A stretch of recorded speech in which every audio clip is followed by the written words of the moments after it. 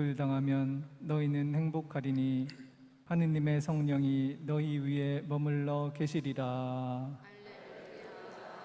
주님께서 여러분과 함께 또한 사제의 영과 함께 루카가 전한 거룩한 복음입니다. 주님 영광 받으소서.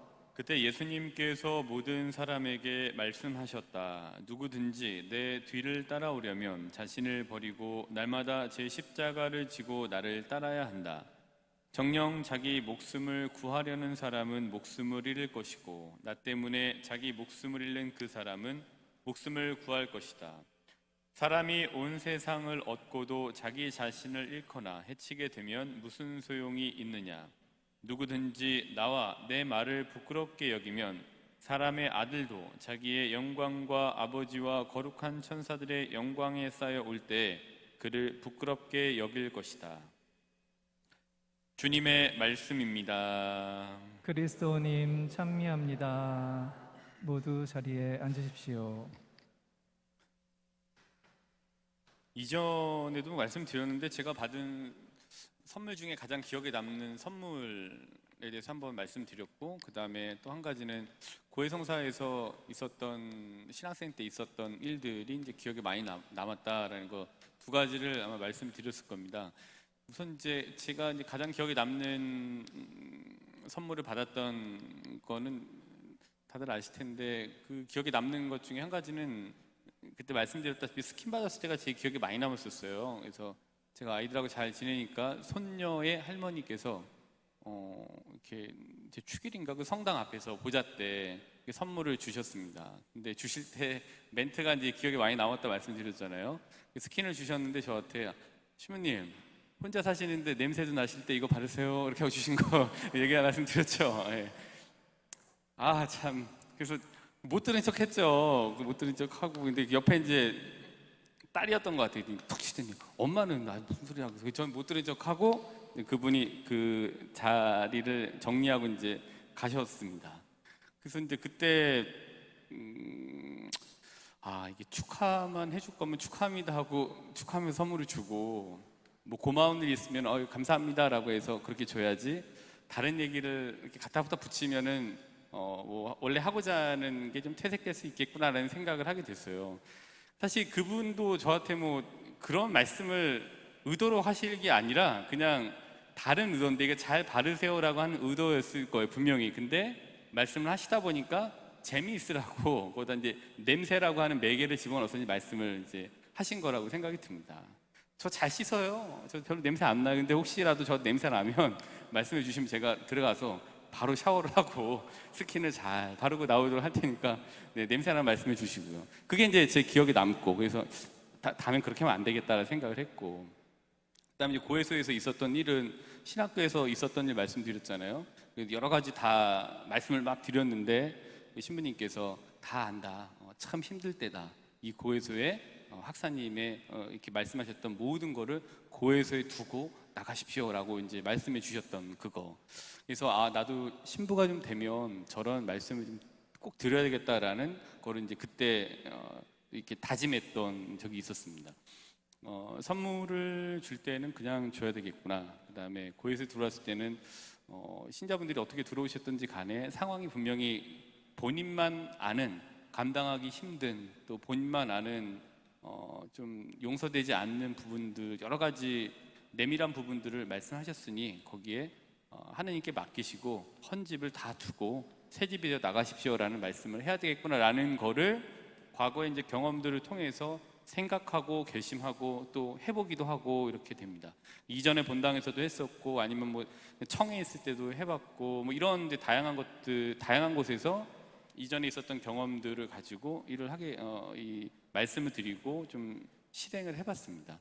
우리가 옛 것을 익히고 배워서 새 것을 미루어 안다라는 뜻의 온고의 지신이라는 얘기가 있죠. 다 아시다시피.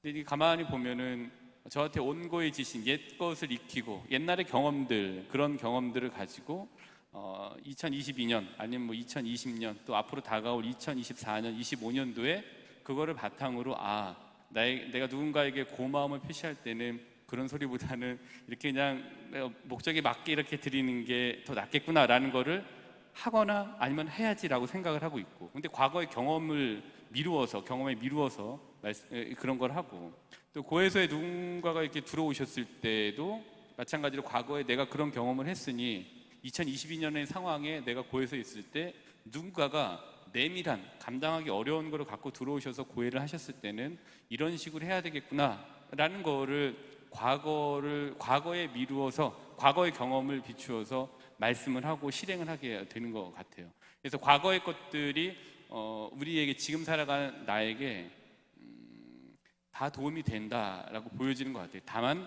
그거를 가지고 어떻게 활용을 하고 어떻게 조정하고 어떻게 숙성했느냐에 따라서 이 발산하는 과정이 발산하는 모습이 달라지게 되는 것 같아요.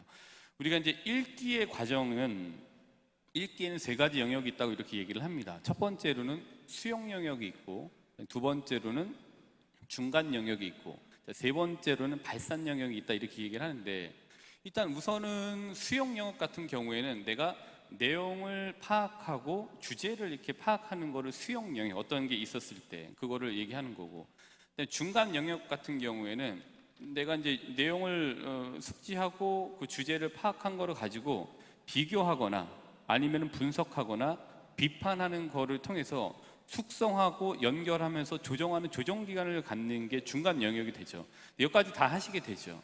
근데 진짜 중요한 거는 발산 영역인데, 발산은 말 그대로 드러나게 되는 거잖아요. 발현되는 거잖아요. 바깥으로 이제 표현되는 건데, 그게 읽기를 통해서 했던 그 수용과 중간 영역을 거쳐서 발산은 쓰거나 내 글을 내 말로 쓰거나 아니면은 그거를 읽기를 통해서 했던 거를 바탕으로 말을 하거나, 이게 이제 발산 과정이라고 얘기를 합니다. 읽기 할 땐 그런 세 가지 영역이 꼭 있는 것 같은데, 이 온고의 지신이라는 것도 마찬가지인 것 같아요. 수용하고 수용 영역이 있고 중간 영역이 있고 발산 영역이 있는 것 같아요.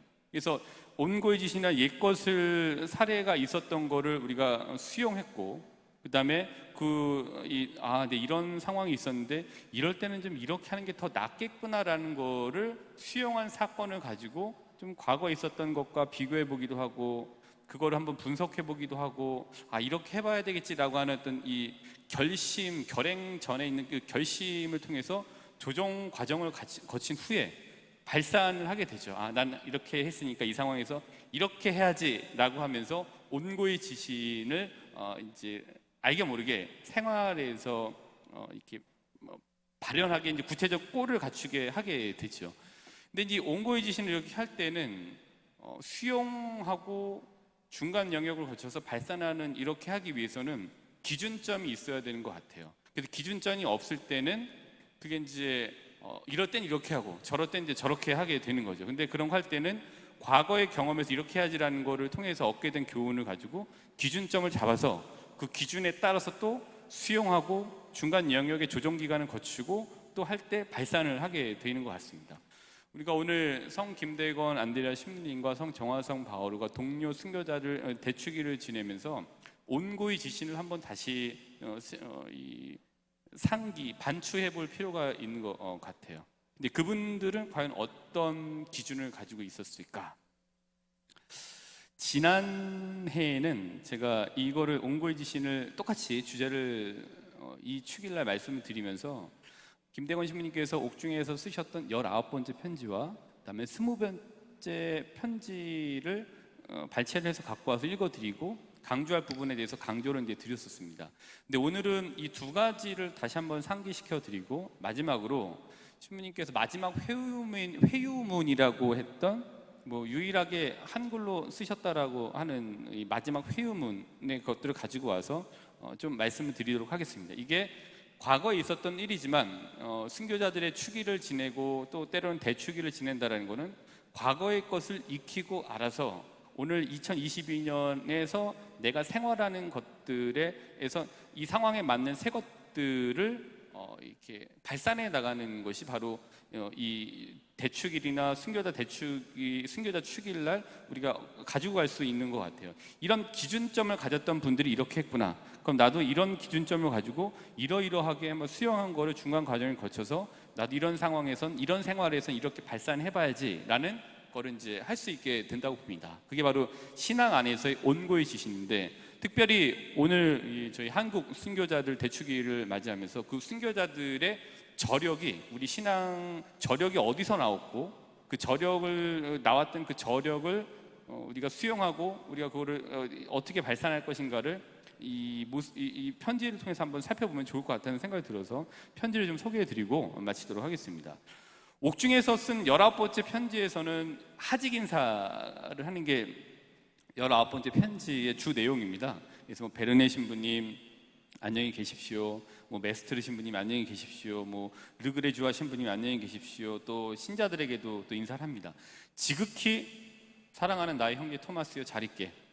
이후 천당에서 다시 만나세. 그리고 내 어머니 우르슬라를 특별히 돌보아 주기를 그대에게 부탁하네. 제 작년에 강조했던 점은 이후 천당에서 다시 만나세. 그러니까 이분이 이 어려운 중에서 하느님께 대한 그 기준, 하느님께 대한 이 죽음 이후에 하느님께서 계시는 세계에 내가 입성한다라는 것에 대한 확고한 기준을 가지고 계셨다라는 게 이제 우리한테 주는 바가 이제 여기 있고요. 그다음에 옥중에서 쓴 20번째 편지에서는 어떤 거냐면은 당신이 천주교인이요? 라고 이제 물어보죠. 그때 여러 가지 말씀하시면서 이 고문하는 이 관장이 배교하지 않으면 곤장으로 쳐서 죽이겠다. 배교해라. 그렇지 않으면 죽는다. 이런 얘기를 하죠. 그때 김대건 신부님께서 이렇게 얘기를 하시죠. 했다는 걸 적었던 거죠. 좋을 대로 하시오. 그러나 나는 결코 우리 하느님을 저버리지 않을 것이요. 라고 하면서 이제 여러 가지 말씀을 해요. 그리고 우리 하느님께서 당신을 더 높은 벼슬에 오르게 하여 이 은혜를 갚아주시길 바라요. 라고 하면서 자기를 죽이려고 했던 사람은 오히려 축복하게 되죠. 근데 죽을 상황에 위에서 이렇게 단단하게 이야기를 할 수가 있고, 또 이런 죽을 상황에 이렇게 그 죽이려고 하는 사람에 대해 축복을 할 수 있었던 이유는 어떤 기준이 있었을까? 결국에는 하나님 말씀에 대한 기준, 그 말씀이라고 하는 기준, 그 말씀에 대한 확신이 이런 이제 편지에서 보여지는 김대건 신부님의 단단한 신앙과 견고한 신앙, 그다음에 확고함을 이제 보여주고 있는 것 같습니다. 그게 우리가 이 편지를 통해서 과거의 편지를 통해서 지금 새 것을, 우리 신앙 생활의 새 것들을 이렇게 얻어갈 수 있게 되는 점들인 것 같아요. 이게 온고의 지신 중에 하나인 것 같아요. 오늘 축일을 맞아서. 근데 마지막으로 김대건 신부님 서한 중에 유일하게 이제 한글로 쓰여졌고 옥중에서 작성된 마지막 회유문 내용 중에 이제 이런 것들이 있습니다. 이제 많이 들어보셨겠는데, 교우들 보아라. 이게 이제 마지막 회유문에 있는 내용입니다. 그러면서 여러 가지를 쓰면서 이렇게 말씀하셨습니다. 이런 황황 시절을 당하여, 그러니까 황황하다라는 거는 갈팡질팡하고 어쩔 줄을 모른다. 그래서 어떻게 해야 될지 갈피를 못 잡는다, 이런 뜻이 황황이라는데, 황황 시절을 당하여 마음을 늦추지 말고 도리어 힘을 다하고 역량을 다하여 마치 용맹한 군사가 병기를 갖추고 전장에 있음같이 하여 싸워 이길지어다. 부디 서로 우애를 잊지 말고 돕고 아울러 주 우리를 불쌍히 여기사 환난을 얻기까지 기다리라. 혹 무슨 일이 있을지라도 부디 삼가고 극진히 조심하여 위주 강령하고 조심을 베르도하고 더하여라. 여기서 이제 이 중심 키워드는 이제 위주 강령이거든요. 위주 강령은 다 아시다시피 하느님을 알아 공경하고, 이게 이제 위주 강령이라는 뜻이잖아요. 그래서 옛날에 이제 교리 교육을 받으셨던 우리 어르신들 같은 경우에는 요리 문답에 보면은 사람이 무엇을 위하여 세상에 태어났느냐 이렇게 하면은 천주를 알아 공경하고 자기 영혼을 구하기 위해 세상에 났느니라, 이렇게 이제 하는 거를 외우셨던 기억이 아마 있으실 거예요. 거기 보시면은 여기에 천주를 알아 공경하고가 이제 위주 강령하고예요. 근데 이게 요리문답의 첫 문답이에요. 첫 문답. 이유인즉슨 첫 문답의 첫 자리에 위치했다라는 거는 이게 기준이라는 거예요. 그러니까 위주 강령, 하느님을 알아 공경하고, 이건 이제 확고한 첫 번째 자리에 있는 기준이라고 얘기를 해주는 거죠. 그러니까 김대건 신부님 마지막 회유문에서도 확고한 기준을 볼 수 있는 거죠. 위주 공령이라고 하는 위주 강령이라고 하는 이 확고한 기준을 이제 보실 수 있게 됩니다. 이런 기준이 있어야 되는 이유가, 지금은 사시더라도 가치들을 나름대로 제가 생각하는 가치, 또 신자분들이 더 중하게 생각하는 가치들이 있는데, 워낙에 가치들이 많으니까 가치들이 충돌하는 충돌 사회, 가치 충돌 사회에서 살고 계시죠. 이게 맞나 저게 맞나. 근데 이런 가치 충돌 속에서 수많은 가치들 속에서 기준점이 있을 때 이 가치를 택해야 되겠구나라는 기준이 있을 수 있게 되는 거죠. 그러니까 신앙생활을 과거 했던 분들의 기준점 탑에는 위주 광령이라고 하는 이 부분이 이제 딱 있고, 이렇게 해야 된다라는 기준점을 요리문답에서 첫 자리에 두면서 이제 알려주고 있었습니다. 그러면서 또 얘기하고 있는 바가, 여기 있는 자 22는 아직 주운으로 잘 지내니 서로 죽은 후라도 너희가 그 사람의 가족들을 부디 잊지들 마라. 할 말이 무궁한들 어찌 지필로 다하리. 그친다. 우리는 미구에 얼마 오래지 않아, 얼마 뒤에, 조금 후에 전장에 나아갈 터이니 부디 착실히 닦아 천국에 만나자라고 이제 이렇게 되어져 있습니다. 19번째 편지와 마지막 회유문에 나오는 공통적인 부분 중에 하나는 이제 천국이라는 부분이죠. 하느님 계시는. 그러니까 김대원 신부님이 그런 단단함과 확고함과 이런 견고함들을 가지고 있었던 거는 죽음 이후에 나에게 하느님께 주실 보상이라고 하는 하늘나라, 하느님 나라, 하느님이 계시는 나라, 하느님 질서가 팽배한 나라, 거기 있는 나라, 천국에 대한 확신이 있었기 때문에 가능했던 것 같아요. 우리가 지금 살면서 이 김대건 신부님의 편지를 온고이 지신할 때 과거의 것이지만 결국에는 천재를 가지고 와서 뽑아낼 교훈들은 이 확실한 기준인 것 같아요. 과연 이제 사시면서 어떤 기준이 신앙생활에 있으신지 한번 돌아보시는 계기가 되셨으면 좋겠습니다. 오늘 온고이 지신에 대해서 좀 간단하게 말씀을 드렸습니다. 우선 가치를 통한 질서 확립, 이게 또 온고이 지신이 가지고 있는 뜻 아닐까 싶습니다. 옛것을 익히고 그것을 미루어 새 것을 안다라는 온고이 지신을 기억하시면서 과거 신앙 선조들의 단단함과 죽음 이후 천국에 대한 확고함을 기억하시면서 지금 시기에 맞는 단단함과 확고함을 하기 쉽지 배우고 익혀나가시는 게 좋을 것 같습니다. 이번 한 주간 과거를 경험 삼아서 따르지 말아야 할 것들, 또 따르지 않아도 될 것들에 대해서는 굳이 따라가지 않는 단단함과 확고함을 갖는 단단한 한 주간이 될 수 있도록 하느님께 도움을 청하면서 오늘 미사를 계속해서 봉헌하도록 합시다.